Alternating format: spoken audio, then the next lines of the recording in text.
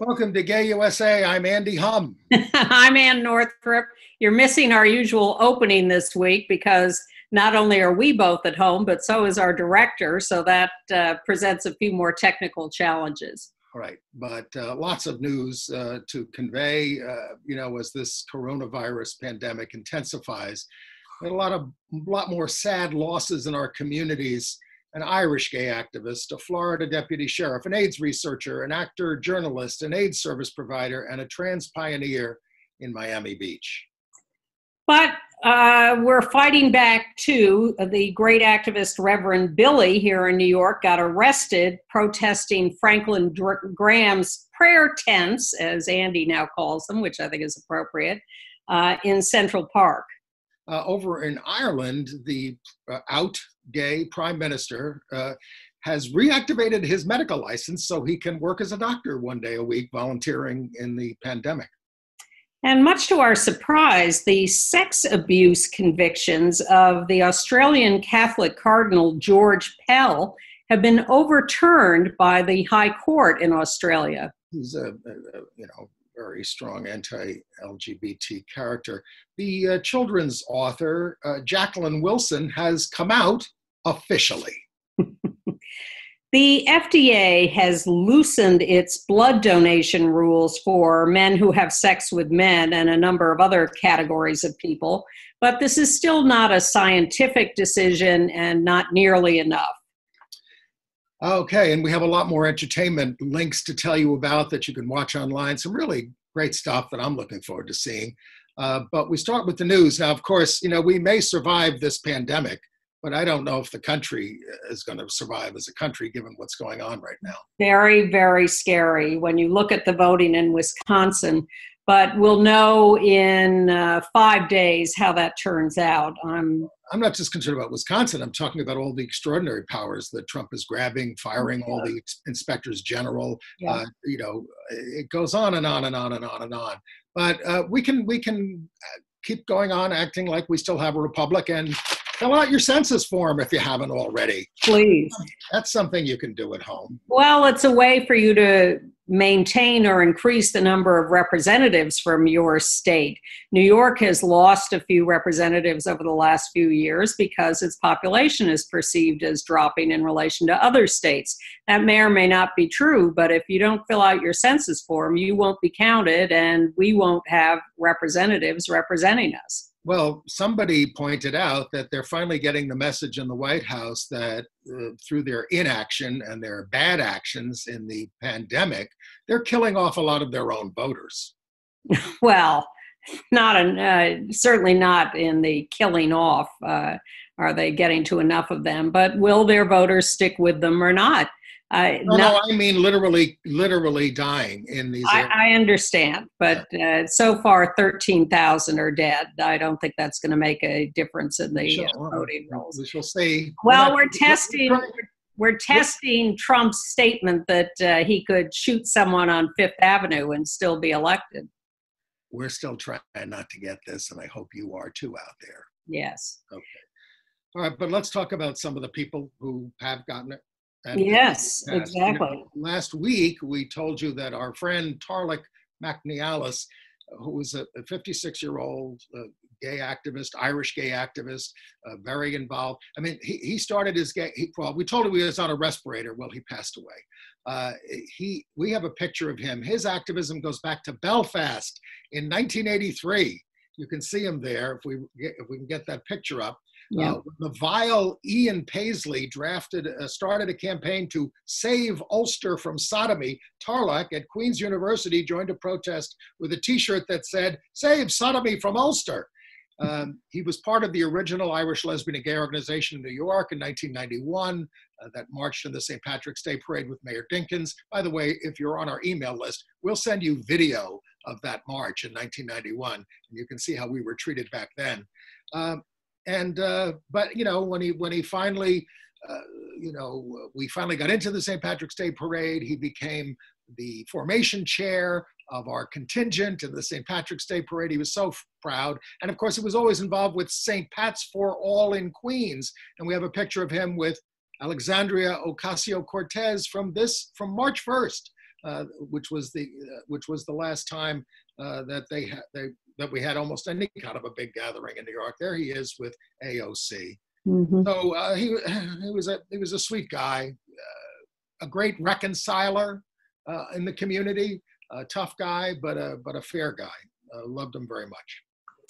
And in Florida, in Broward County, we lost Sheriff's Deputy Shannon Bennett, 39 years old, also a hero in his community. We have a picture of him in his deputy sheriff outfit. And Shannon was beloved in his community and a real hero who joined the force to do good and is now lost to this horrible virus. Well, you know, he came out a while ago, and after the Pulse shooting in Orlando, he would start parking his patrol car outside of gay bars. And he said, no one is going to mess with my friends.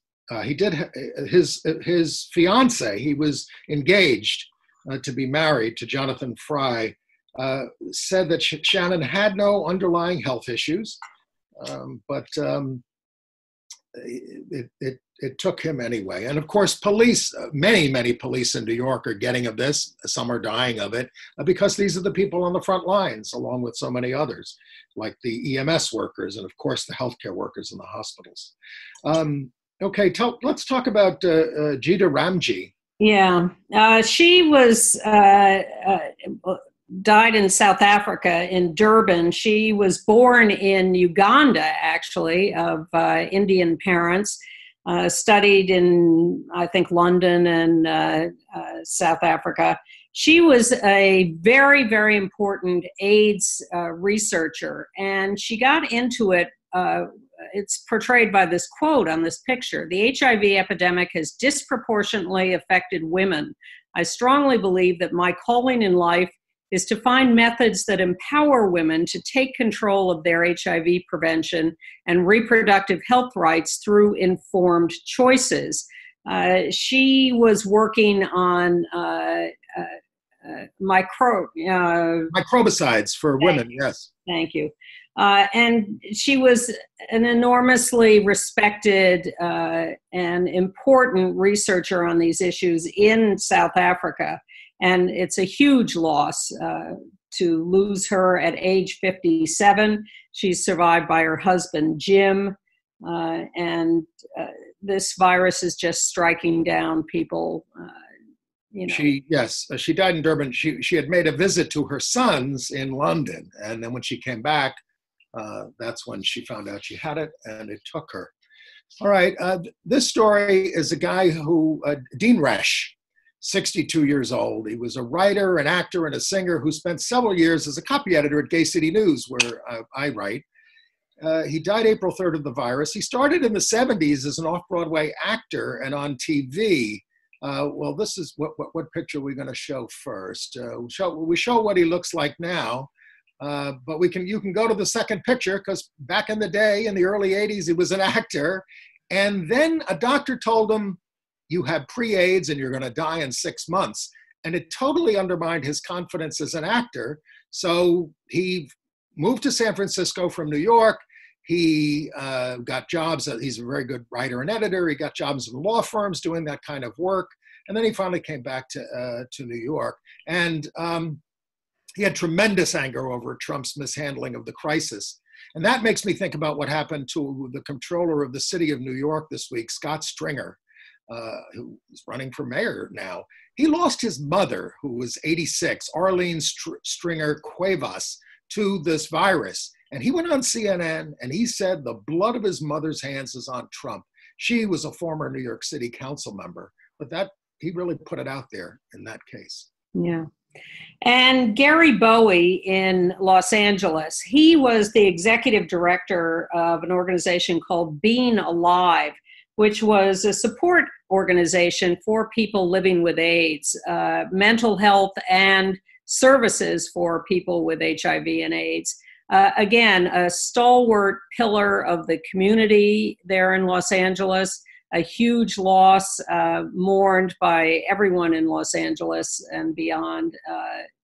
Gary Bowie dead far too soon. And survived by his husband, Jeff Watcha. Yeah. In Miami Beach, now this is not related, I did some inquiries, not related to the winter party that happened there, but in Miami Beach, Henrietta Robinson, 79 years old, the grand lady of Miami Beach, she got COVID while recovering from hernia surgery in the hospital. She was a fixture in the nightlife community. She found freedom in drag queen fashion shows. The gay club Twist was her second home. She was a mentor to many and one of the first trans people to live openly in Miami Beach. She was a resident there for 65 years. Wow. And one more who we don't have a picture of, Dr. Frank Garban in New Jersey. He died in his husband's arms at home. He was an emergency room doctor treating people with the virus in the last few weeks, and he got it, and he is gone now. And there was a lot of notice about that on the news, and they mentioned his husband, and well, that is encouraging, at least. All right, so let's see. Well, should we go back to the park? Sure.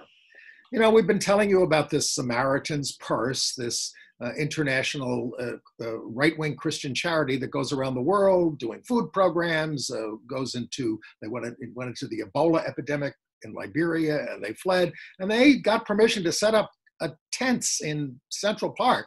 And you had to sign a statement of faith if you wanted to work with them, and of course there was a guy named James Finn. Do you know James there?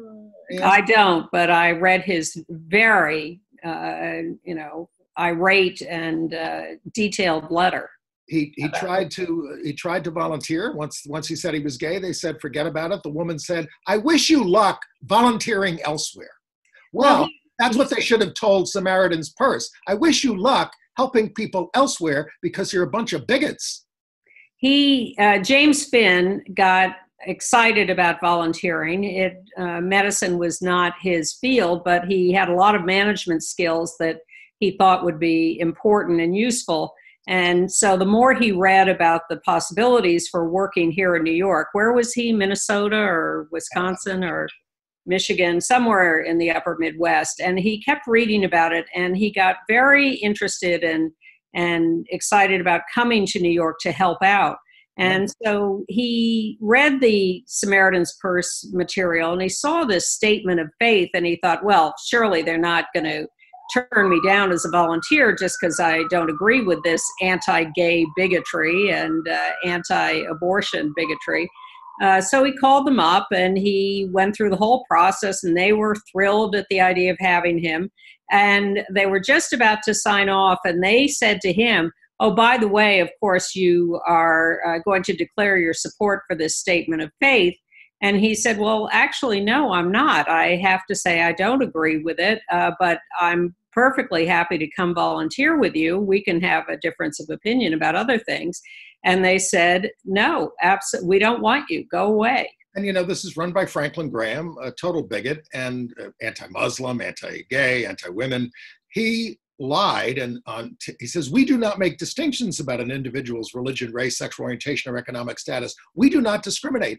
And I have to say, and I'm going to call Brad about this, our state senator, he's trying to get a statement that everybody has to sign everywhere. We're not going to discriminate in the provision of services, but you're not supposed to discriminate in hiring and volunteers either. That right. has to be the standard. Otherwise, please. Now, the dean of St. John the Divine defended, he's going to be working with, they're going to turn St. John the Divine, the biggest church in the world, up on the Morningside Heights in Manhattan, into a 400-bed facility working with Samaritan's Purse. And Bishop Clifton Daniel said, I reject their values, but welcome their help regardless. And he was steered to them by Mount Sinai to be working with them. When people are saying, well, what if the KKK wants to come and work? And don't think that's so ridiculous.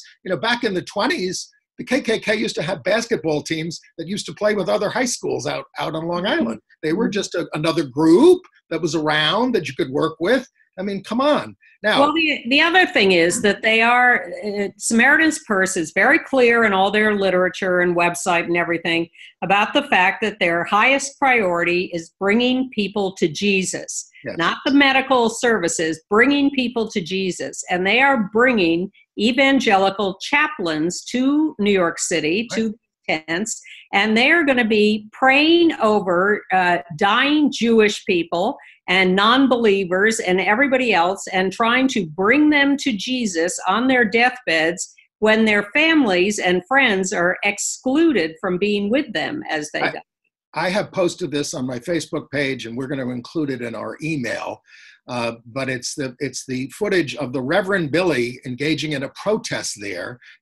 He planted a rainbow flag outside the tent and was immediately arrested by 6 police. He called the Graham crew devils. We do not in New York City suspend our values in time of crisis. 6 police, they threw him to the ground. It wasn't resisting. They threw him to the ground, practically broke his arm. Come on. And his video of this whole incident includes footage of the quote unquote healthcare workers joining hands around somebody who's dying, holding their hands and praying on them. Is that the last thing you want to see when you're dying of this thing?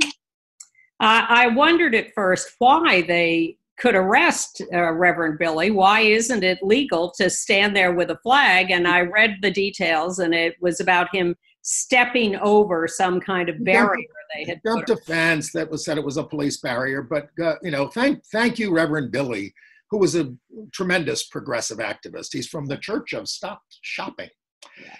We love him. And I've also talked to some people who are investigating doing some more activism around there. And so they're doing some research on Samaritan's Purse, a little deeper research about whether or not they really are medically competent. And there are a lot of questions about their work, particularly in Liberia with the Ebola patients, and a lot of talk about their inadequacies as medical providers. It's a disgrace to the city, and I'm very disappointed in St. John the Divine. Yeah. All right, some other corona stories. One of the news stories that struck me this week was that South Korea and the United States discovered their first cases on the same day. Yes. The death rate in South Korea is 4 per 1 million people, and the rate here, probably higher now, is 25 per million, 6 times worse than South Korea. Well, you, of course, wouldn't know that by listening to I hate to even call him the president, watching his lies day in and day out, which are just increasing exponentially, is very correct. And you mentioned what's gone on in Wisconsin, and I think we have to talk about that, because they forced a primary election, mainly because they wanted to win another seat on the Wisconsin Supreme Court or hold on to one. And this is basically murder. Murder by the Republicans there, murder by the Republican National Committee, murder by the High Court in Wisconsin, and the United States Supreme Court. And this is what Ruth Bader Ginsburg said to them. What are you doing? There is absolutely no bottom to this. I mean, it was so painful to watch people standing online in very few open polling places as it was. You're submitting the poll workers, the voters. Everything has to be vote by mail. Folks, contact your legislators now and demand vote by mail for everyone. I sent in, I want an absentee ballot from now on for the rest of my life. I'm not going into polling places anymore, as long as this thing lasts, certainly. And that's what I've applied for. And the horror of Trump standing there yesterday and talking about how heinous and corrupt voting by mail is, although he voted by mail this last year. I'm telling you.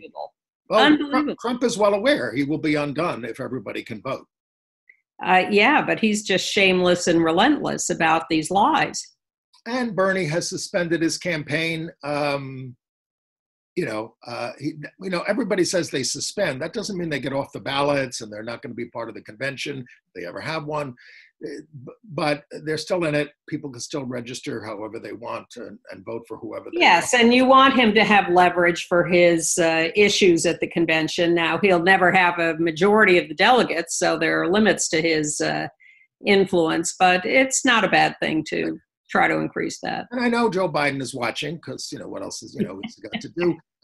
Joe, when they ask you if you're, I know you haven't been for Medicare for all, but when they ask you if you're for it, what you really need to say is, this is a tremendous catastrophe and crisis. Everything is on the table. We have to look at what works and what's going to preserve the health and safety of the American people so that we never go through this again. So I'm not ruling anything out. And certainly my bottom line commitment is health care for all in whatever form. Right. Well, affordable health care for all. Yes, that too. Well, one aspect of healthcare we're missing is that because of the lockdown of businesses, there's evidently a condom shortage. Oh, yes. Yeah. So you're not supposed to be mixing it up anyway. Exactly. So maybe that's the flip side of the coin. But I was curious about that. Also, did you know that Dr. Deborah Birx is an evangelical Christian? Yes, I did. And so is the guy who's the head of the CDC. Yeah. Not looking good. Yeah, well, not that I... Then you've got Trump in there, pushing the unproven chloroquine, which some people, will say has helped them. But he blocks Fauci from countering him. But there is some hope for something called, related to, since you talked about condoms, I'll talk about Viagra.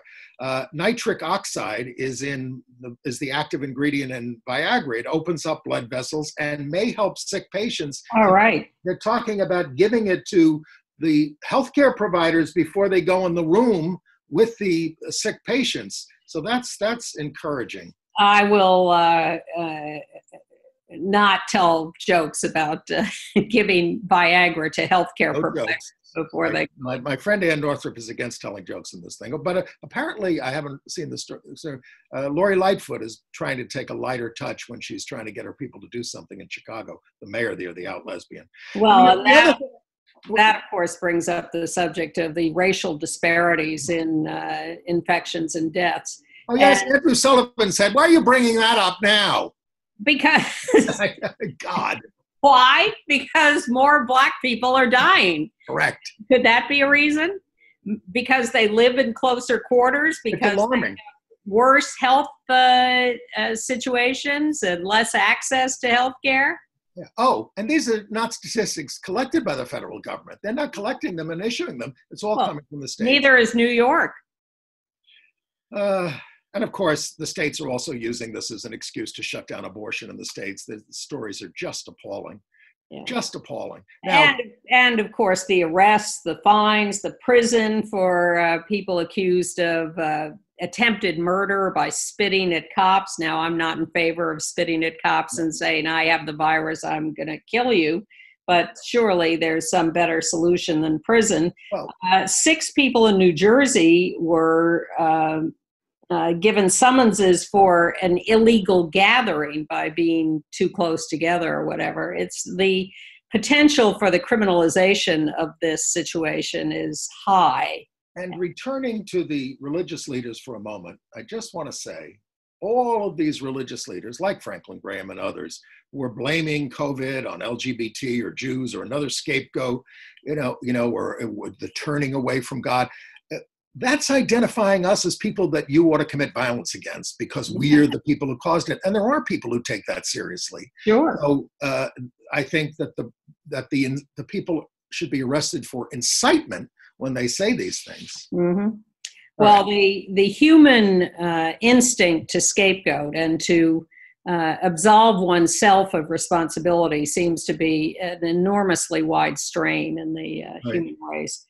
Good news, Councilmember Richie Torres in New York City is better. He has come out of the worst part. He's recovering and he's back to speaking out about all of this. So we're happy for that.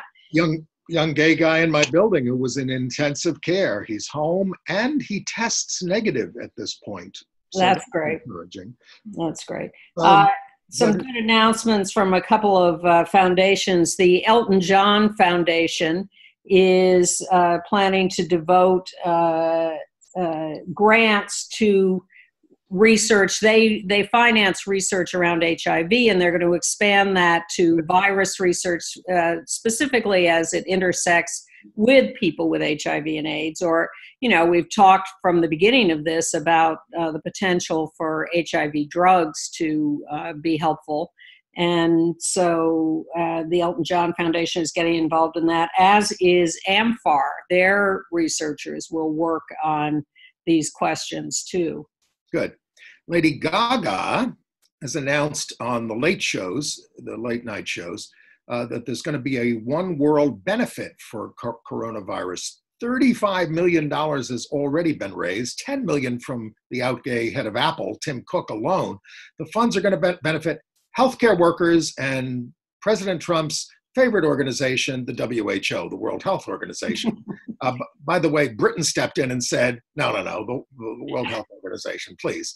Ridiculous. But this is going to be a 2-hour special on April 18th on ABC, CBS, NBC, Amazon, Apple, Facebook, Instagram, Tencent, I never heard of it, Twitter, Twitch, and YouTube. The hosts are going to be Jimmy Kimmel, Colbert, and Fallon. Tons of stars are appearing, including Elton John, Billie Eilish, Paul McCartney, Alanis Morissette, Kerry Washington, and Stevie Wonder, among many others. Outright Action International, the former EagleHerc, International Gay and Lesbian Human Rights Commission, has formed something called Outright TV, which you will find on YouTube or SoundCloud.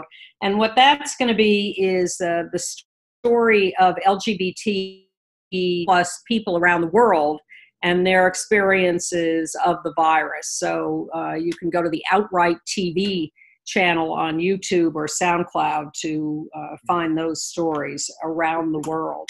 You mentioned the prisons. They're becoming death camps. Rikers Island, it's just a jail. It's where you go for detention or short sentences. An inmate who was there on a technical parole violation, he's dead. Also, a guy named Victor Chapman, 56, who has AIDS and a low T-cell count, is being forced to be escorted by an elevator, by the officers each day to get his medication, all exposing him to more potential infection. And he's there for stealing Tylenol at a pharmacy, and he's trying to get out. 273 detainees have been infected, 321 officers, 53 health staffers, all infected. 2 workers have died as well. The mayor has released, de Blasio, 900 and says there are more ahead, but it's not happening quick enough. Can we talk about the blood donation regulations? Yes. All right. So the Food and Drug Administration controls the rules about who donates blood. And in 1977, they ruled out at some point donations from men who had had sex with men anytime after 1977, which was approximately when they dated the major beginning of the HIV epidemic, although we know there were patients long before then. But if you'd had sex with another man after 1977, you were ruled out as a blood donor. And as these regulations went up and down around the world, it wasn't until 2015 that they changed it to, all right, if you haven't had sex with another man in the last year, you can donate blood. Now, is there really any major difference between ever and a year?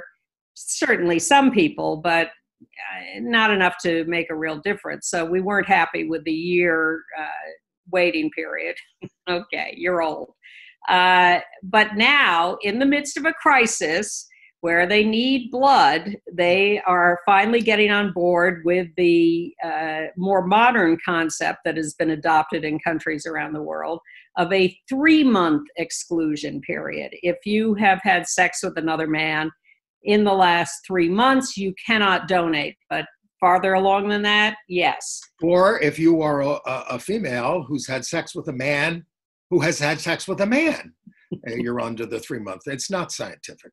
Or if you've had tattoos or piercings, or if you're on Truvada, there's something I don't understand. But the fact is that if you acquire HIV, yep, you can be tested and come up positive on that test within 5 days of infection. 5 days. And there's no reason that any exclusion period has to be longer than that. They can test, and they do test blood for HIV and other problems. And this is a completely arbitrary and discriminatory deadline on their part, this 3-month exclusion. And of course, it doesn't have anything to do with who is having sex overall or what risks they are taking. Heterosexual couples can have unprotected sex, or couples, thousands of people can have sex with each other and in unprotected sex and not be excluded from blood donation. So this is a continuing of the stigma, a continuing of the overgeneralization, and really upset. I know people who know they're absolutely safe and they have no possibility of having had this, of getting this, and they just go in and they just don't check the box and they give the blood. I'm sure that happens all the time. But now people, of course, are scared to give blood because is that a safe operation? Are you far enough away from other people? I'm scared to go in and get a document notarized, because you got to stand there with a bunch of people and et cetera. They will continue this new 3-month window of non-donation past this crisis. These are the new permanent. Yeah, thanks. Thanks a lot. That's great. All right, some other news. The National Trans Visibility March will now be held virtually on October 3rd. Go to nationaltransmarch.com for more info. Yes. And the New York State Legislature, in the midst of everything they're doing, has legalized surrogacy, gestational surrogacy. You don't have to go to California anymore from New York to have someone carry a baby for you. This was a bill very much promoted by our state senator, Brad Hoylman, resisted by National Organization for Women for a variety of reasons. And they kind of pushed the two versions together. They did. They want to protect the women. Yeah. Well, sure, we all want to protect the women, but I think that people are going to be exploited in this process is a little antediluvian, and does not allow, in the same way that sex work is outlawed for fear of sex trafficking, it does not allow for the concept that women might actually make a rational decision to do this, both for being beneficent to people who want children and maybe to make a little money. Right. And why is that outlawed? Right. So I think it's great that they passed that. And we will provide a definition of antediluvian in our show note. In Virginia, Governor Ralph Northam signed into law a bill offering a non-binary gender marker on driver's licenses and identification documents. He's a doctor, by the way, and he has shut down that state into June. Yeah. And in Ohio, they're going to build an LGBTQ senior housing facility in Cincinnati. That's good news. And go ahead. In Missouri, I think we told you some time ago that the Episcopal Diocese in Missouri had announced they were going to consecrate an out LGBTQ bishop, African-American Dion Johnson, married with 2 kids, and they have finally done that. They have consecrated him. Good. And they finally have a new press secretary for Trump, even though the last one never held any press briefings. And this one, who was a Mark Meadows production, he's the new my God. Chef. Kayleigh McEnany? Yes. She said in February. 31 years old. She said in February, we will not see diseases like the coronavirus come here. Isn't it refreshing when contrasting it with the awful presidency of Barack Obama? She said the rallies for Trump would go on at the time. The president is the best authority on this issue. And on March 12th, she said 1 million tests have been distributed, 10,000 had. She said Obama went golfing when Daniel Pearl was killed. The Wall Street Journal reporter was killed, but it happened to be in 2002 when Bush was president. And she says the Confederate flag is a symbol of Southern pride, and she's a birther. And look forward to media appearances by her in the near future. She's not expected to hold press conferences either, or press briefings. briefings. And But McConnell is now pushing his protege, 37 years old. This guy's been a federal judge for 6 months, and now they want to elevate him to the U.S. District Court of Appeals for the D.C. Circuit. ABA, American Bar Association, rated him unqualified. This is a stepping stone to the Supreme Court. He wants to end affirmative action and the Affordable Care Act. You may remember years ago in California, the trial over Prop 8, the California law that outlawed same-sex marriage, which we won. But at the time, they videotaped the trial, but they decided that they would not release the videotapes immediately. The right wing has now gone into court to ask that those tapes stay sealed. KQED, the television station out there, wants to air them. Dustin Lance Black and others were involved in a dramatization of the transcripts, but we've always wanted to see the actual trial video, and the right wing is still fighting against letting that come out in public. It must be very embarrassing, like what's going on inside Yes. tents on Central Park with or in the daily press briefings in the White House briefing room. Right.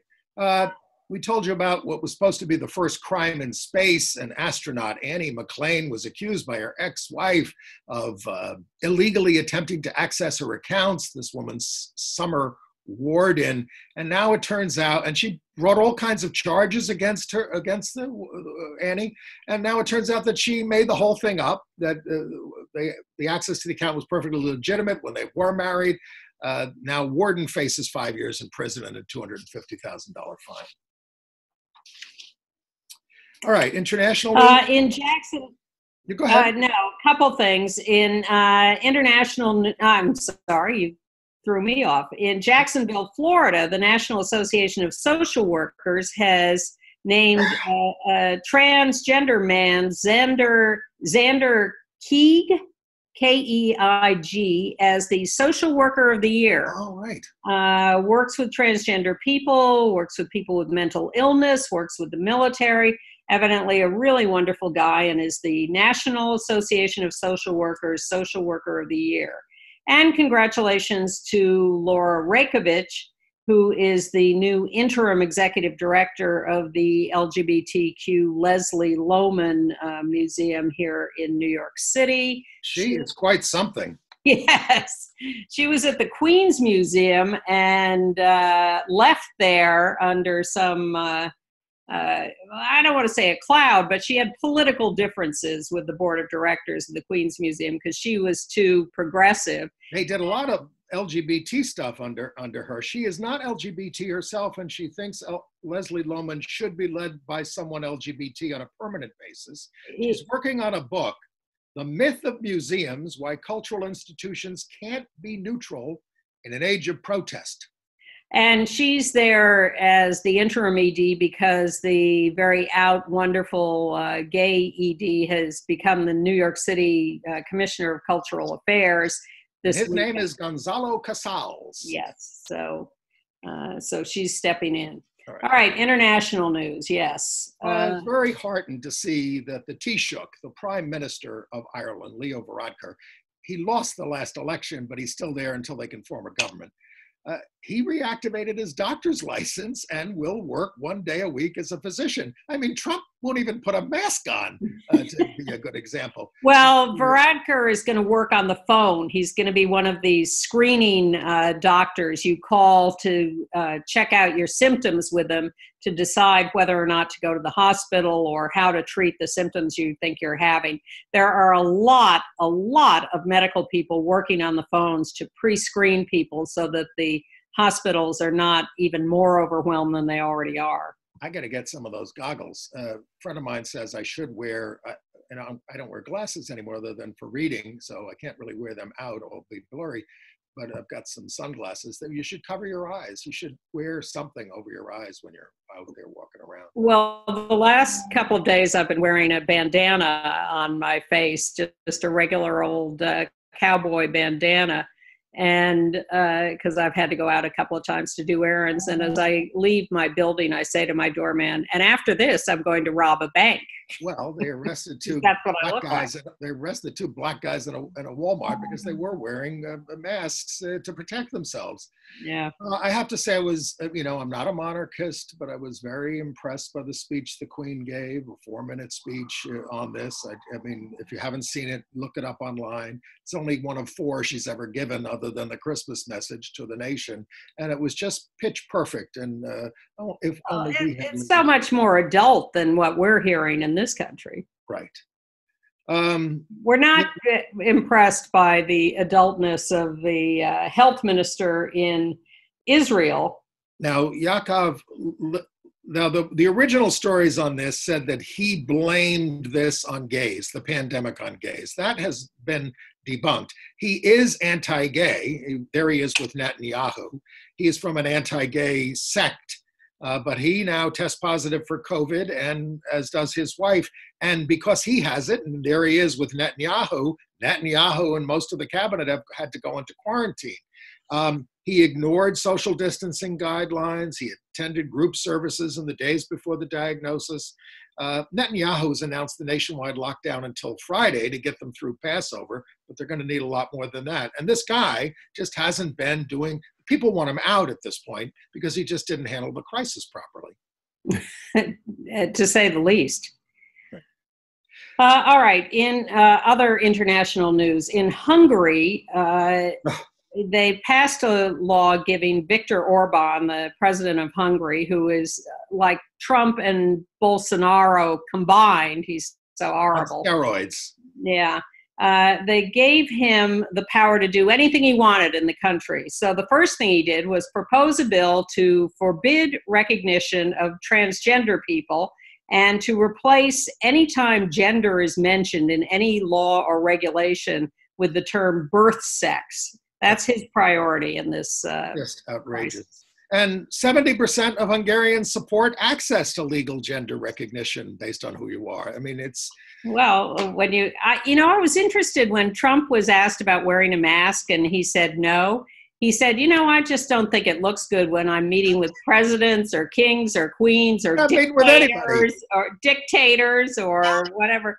And I thought, really? And no one's calling you on that? What are the dictators you're meeting with, President Trump? A lot of trouble. Been in a lot of trouble since January of 2017.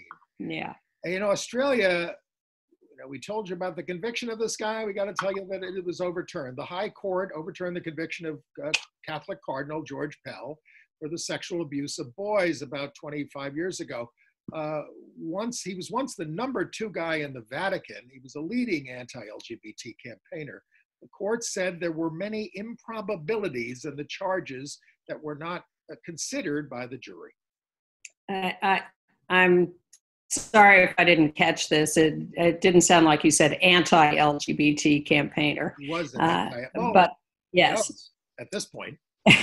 Well, it's very strange the way the law works in Australia because, first of all, the entire trial was secret. It's not an open court. There are no transcripts released. No one is allowed to hear any of the testimony, supposedly to protect the complainants this was a case where he was accused of molesting 2 13-year-old boys. One is now dead.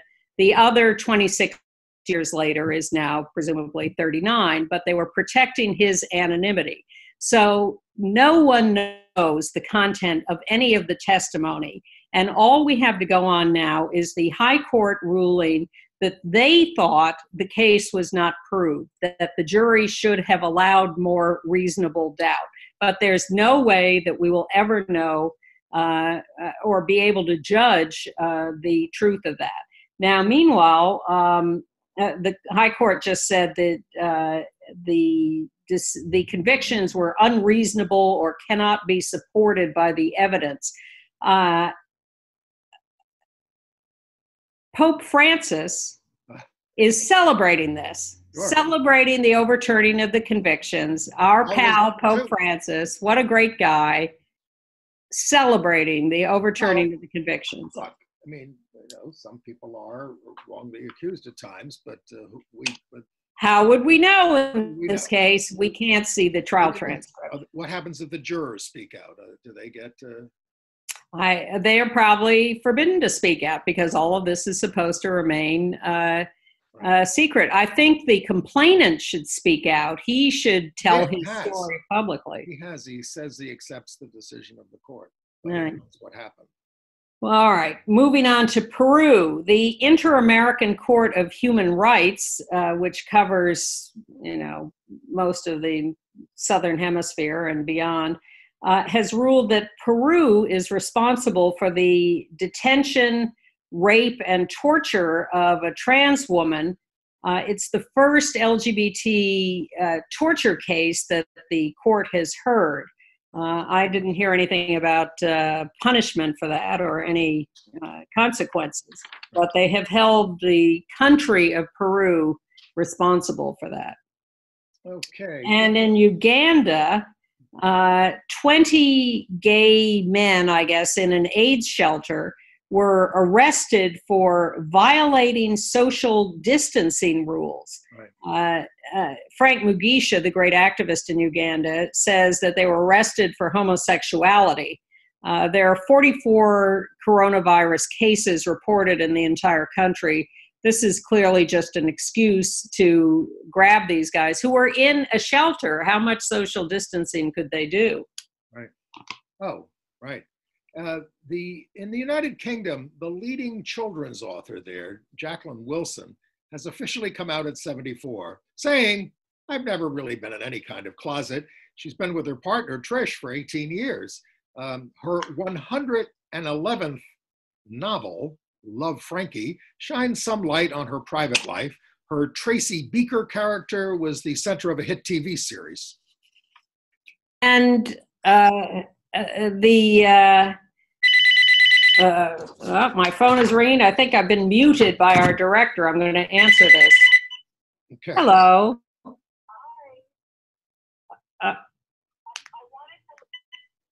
All right. Nope, it wasn't. I guess we're back on. Can you hear me, Andy? I can hear you. Can you hear me? I can hear you. Sorry. Can you hear us out there? A small technical moment. Okay. All right. So I think we covered international news. Some AIDS news. There's a study in Japan that taking Truvada for PrEP for HIV also greatly lowers the risk for hepatitis B by 89%. This does not negate the need to get the hepatitis B vaccine if you want for a symptom-free, when you get that. Yeah, it really prevents symptoms of hepatitis B if you've had the vaccine. Right. So that's good. Mount Sinai is, just for you locally in New York who have HIV and are wondering about services in the midst of this crisis, Mount Sinai is consolidating its HIV clinics at its facility at 275 7th Avenue.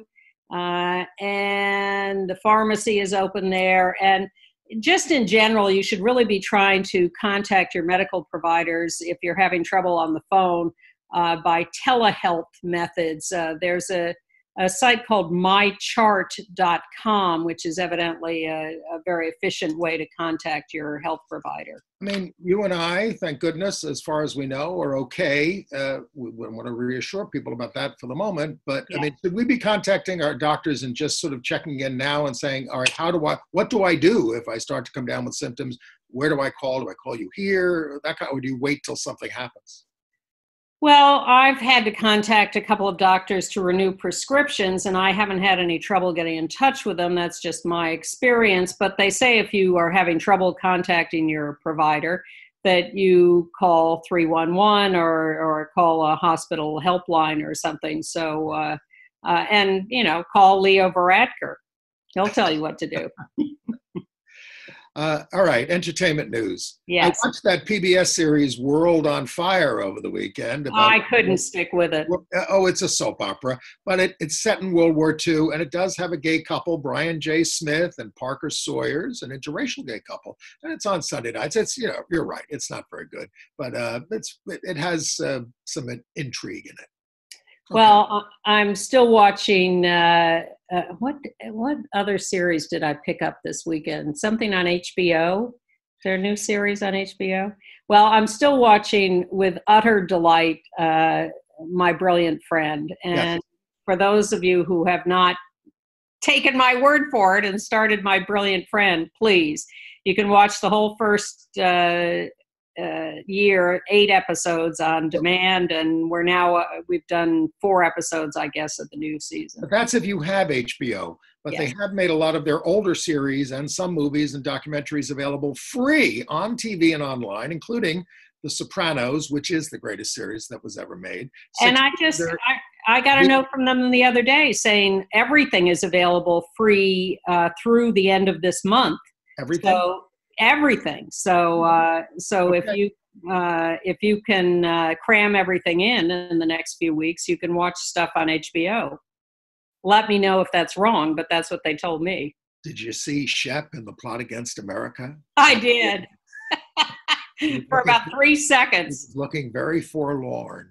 I had to rewind it to make sure it was him. Moi aussi. Congratulations, Shep.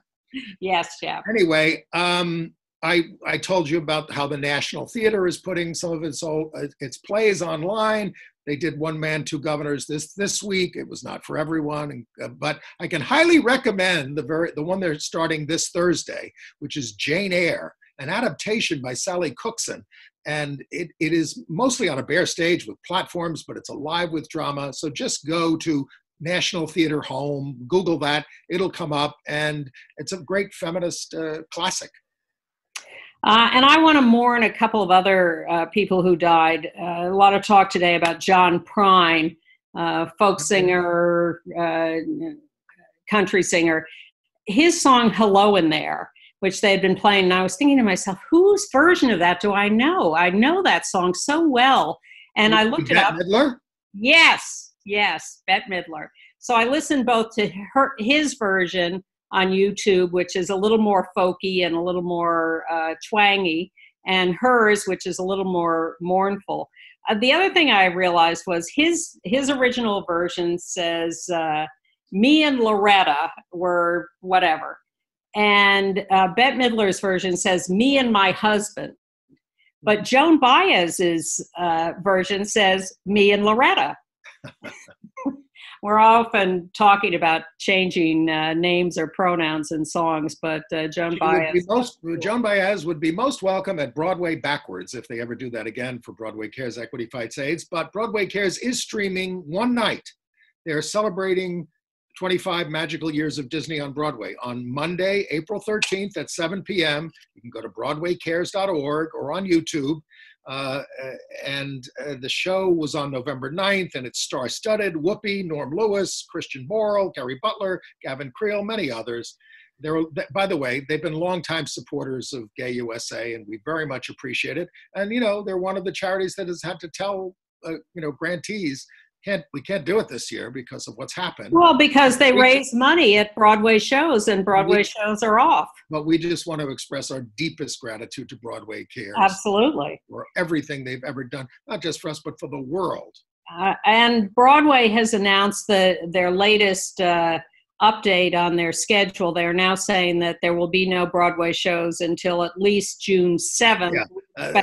Emphasis on the at least. Yeah. Who's going to, honest to God, who the hell is going to want to go into a packed Broadway theater at this point? Well, there's got to be some point at which we feel safe to be around each other. I doubt that it will be June 7th, but who knows? I don't know.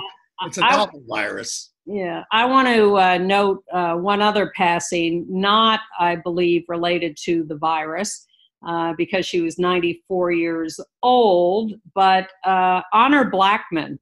Oh, yes. Who was Pussy Galore in Goldfinger in 1964. And that's not me. Well, that was the name of the character. I know. But it was an essentially lesbian character. She traveled with a posse of women. She told James Bond, I am immune to your charms. She eventually, of course, in the formula, succumbed to him. But it was a very important role model for me anyway in 1964 when I saw that movie. She was gorgeous. And she was very overtly sexually involved with her posse of women. And she was an accomplished stage actress as well. Yes, yes. So I was really, I was struck when I opened up the paper yesterday and saw that Honor Blackman had died at 94. She was terrific, smart, funny, gorgeous, wonderful, and a great lesbian role model. Right. 5 years before Stonewall. Right. We told you about that mom and pop gay porn store in Los Angeles, Circus of Books in LA. It was a 35-year institution. Well, Ryan Murphy has made a documentary about it. Actually, Rachel Mason is the director of it. These are her parents, about this iconic mom and pop store, and it's going to be on Netflix starting April 22. Okay. And the reboot of Ducktales on Disney has introduced two dads who were the fathers of Violet, who was friends with Huey, Dewey, and Louie. And this one grabbed my attention, a Batman graphic novel, and they call it part of the canon, where Alfred, who has been the butler for Bruce Wayne, is now his gay uncle. And it's called Gotham High, but there's more. It looks at Bruce as a 17-year-old Chinese-American high school student, and he is in a love triangle with Selena Kyle, who is Catwoman, and Jack Napier, who is the Joker. They call it, say it has a Crazy Rich Asians feel. I think you lost me a couple of sentences ago. That man is young. He's a Chinese American. Yeah. It's in high school. Okay. That's the deal. And Alfred the butler is his gay uncle. All I want to know is Aquafina in it? She's my favorite. Yeah. Google. Oh, okay. I'll look for that. Now we're down to our last 2 minutes here. I do want to remind you in the email, we are going to have that video of Billy Talon planting the rainbow flag, and you can see what goes on inside the Samaritan's Purse tent, and a video from Lisa Guido from the 1991 St. Patrick's Day Parade, when Mayor Dinkins marched with the Irish Lesbian and Gay Organization, and you can see our friend Tarlik McNealis with Ilgo at the end of that video. So that's on gayusatv.com to sign up to get our weekly show note, to get those extra videos. And let me explain, because people write me, when you go to our website, gayusatv.org, you sign up yourself, and then GoDaddy sends you an email saying, "You sure you want to do this?" And you say yes, and then you get on the list and you get our weekly email previewing the program. And do we have time for the one more Jake Gyllenhaal story? Sure. 45 seconds. He gave an interview where he said Heath Ledger refused to share the Oscar opening monologue with him in 2007 because they planned to make Brokeback Mountain jokes, and Heath would not do it. He also said that couples that turned down doing Brokeback Mountain, Matt Damon and Ryan Phillippe, and Brad Pitt and Leonardo DiCaprio. Isn't it Ryan Phillippe? Phillippe. Is it? Really? Yeah. All right. Well, thank you for being with us. See you We'll next be week. back next week. Bye.